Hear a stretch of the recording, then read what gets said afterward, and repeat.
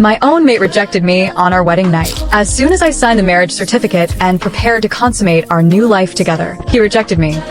Then Sable, alpha of the Amber Desert Pack, reject you Kaia Glace as my Luna. I remember his cruel cutting words as if they were only yesterday. But they weren't. His rejection of our mate bond was 2 years ago. The words still resound in my ears even after all this time. Time I have wasted being a semi-Luna. Time wasted with a mate that doesn't even want me. I've gone over and over again in my head what I must have said, what I did wrong, but each time I came up empty. Every time I asked him, I would get a grunt or an inaudible murmur, so I stopped asking. His complete reversal in character makes me feel as if I imagined our college days, as if they didn't even exist, and I was living in a dream world, an illusion. Our mate bond is non-existent. That's a lie. It exists, but he doesn't allow himself to get close to me, doesn't allow himself to be alone in a room with me. It's as if I disgust him, that it pains him to get close to me. I hate our mate bond, the very thing that makes my heart flutter as he gets into the room, or the scent of roasted chestnuts that lingers on the furniture. Even his auburn-shaded hair, muscular alpha body, and hazel eyes I have come to hate. I hate the way the mate bond tricks me every day. For an entire year after our wedding, there was hardly a time that I saw then,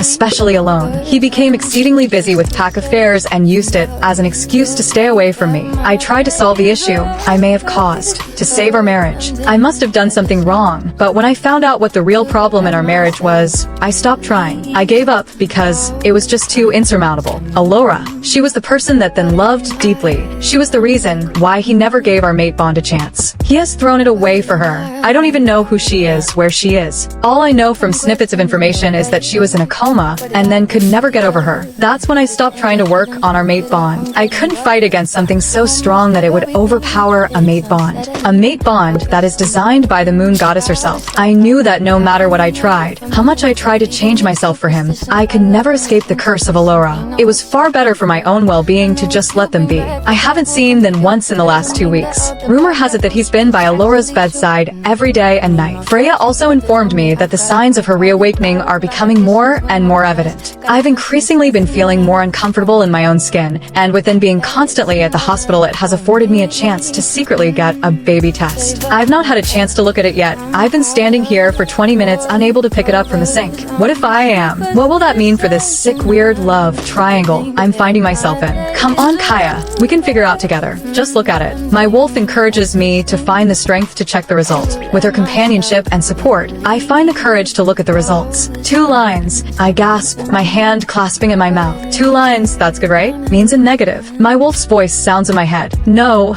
2 lines is... I check the box again just to be certain. Positive. What am I going to do? The positive test sat next to me all night on my bedside table. I couldn't keep my eyes off it. I had to check it numerous of times in the night to make sure I read the results correctly. Pulling myself out of bed, I knew I had to tell him. As much as I hate him right now, this child is still the pack heir. He'll either be at the Alpha home or the hospital, and I'd rather tell him without her being in the same room. Hence, I was already heading to the Alpha house first to check. As I reach the front garden, both he and Beta Zane head out of the front door together. I'm not sure what possesses me to do so, but I hide behind one of the large trees as not to be seen. Why not wait until Alora wakes up to have a child? We need an heir now to strengthen the future of this pack. What if Kaia gives you a child and Alora wakes up? Simple. The child is mine. And Kaia, if Alora wakes up, the wolf's bane has ravaged her kidneys to a stage of disrepair. Kaia will be the organ donor. She won't have a choice. The doctors already know the score. I stop listening, blood bumping in my ears, blocking out any other noise. Organ donor.